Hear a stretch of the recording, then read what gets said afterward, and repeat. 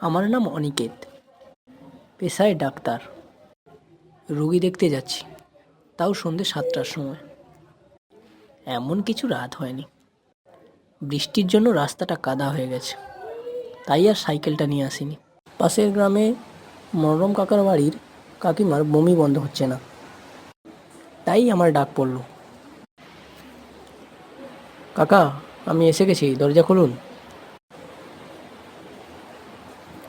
কাকিমাকে দেখে ওষুধ দিয়ে বেরিয়ে আসার সময় কাকা বললেন, বাবা কোমল, এই রাতে তুমি হেঁটে এসছ?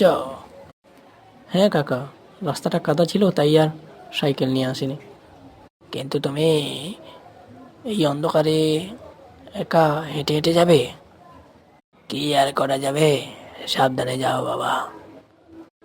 দক্ষিণ দিকের রাস্তাটা শর্ট হলেও খুবই বিপজ্জনক।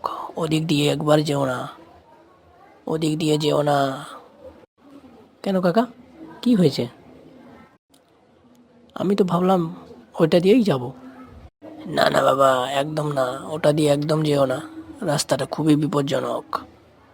শুনেছি ভূত প্রেত আছে, যেও না, যেও না বাবা, ওখান দিয়ে যেও না।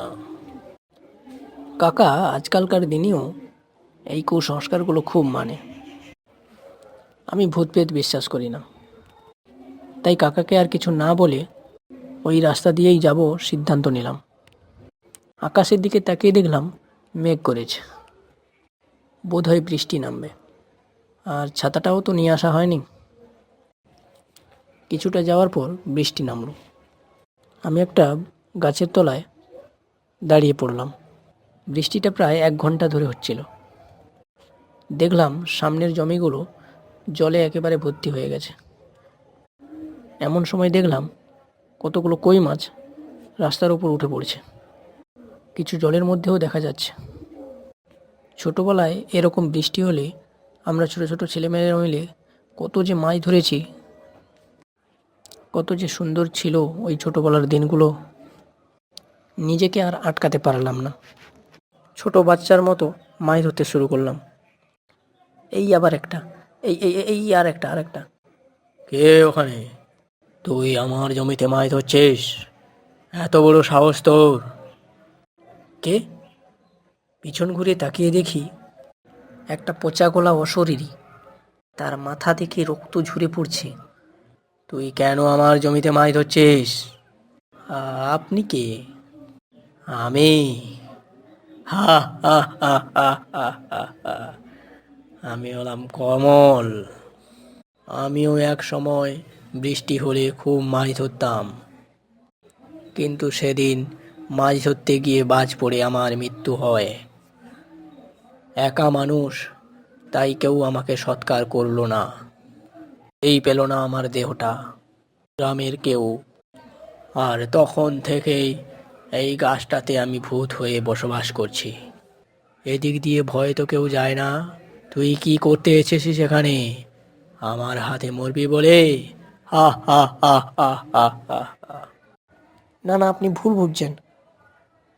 আমি একজন ডাক্তার, আমি রুগী দেখতে এই গ্রামে এসেছিলাম।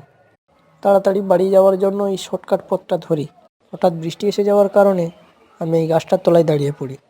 তারপর দেখলাম জমিতে কতগুলো কই মাছ উঠে পড়েছে, তাই নিজেকে সামলাতে না পেরে মাছ ধরতে গিয়েছিলাম। আমি আর কোনোদিন এ পথ দিয়ে আসবো না, আমাকে ছেড়ে দিন। তোকে ছেড়ে দেব? তুই আমার একটা কাজ করে দিতে পারবি? বলুন, বলুন কি কাজ করে দিতে হবে বলুন। আপনি যা বলবেন আমি শুনবো। তবে শোন, আমার এই জমিতে এক প্রান্তে আমার কঙ্কাল পড়ে আছে, ওকে তুলে সৎকার করিয়ে দে, তবেই আমি মুক্তি পাব। মুক্তি, মুক্তি। আহ আহ আহ আহ আহ আহ। বল, পারবি? পারবি এই কাজটা করতে? পারবো, পারবো। তারপর আমি গিয়ে অনেক খোঁজাখুঁজির পর কঙ্কালটা পেলাম। পাথরে পাথরে আগুন জ্বালিয়ে কঙ্কালটাকে দাহ করলাম। দেখলাম কমলবাবু ধীরে ধীরে অদৃশ্য হয়ে যাচ্ছে। আমার জীবনে যে ওই রাতে ওরকম একটা ভুতুড়ে ঘটনা ঘটবে আমি কল্পনাও করিনি সেদিন। এরপর আমি অনেকবার ওই রাস্তা দিয়ে গেছি, কোনোদিনও আর কমলবাবুর সঙ্গে দেখা হয়নি। ভিডিওটি ভালো লাগলে লাইক, কমেন্ট অ্যান্ড সাবস্ক্রাইব করে দেবেন। ধন্যবাদ।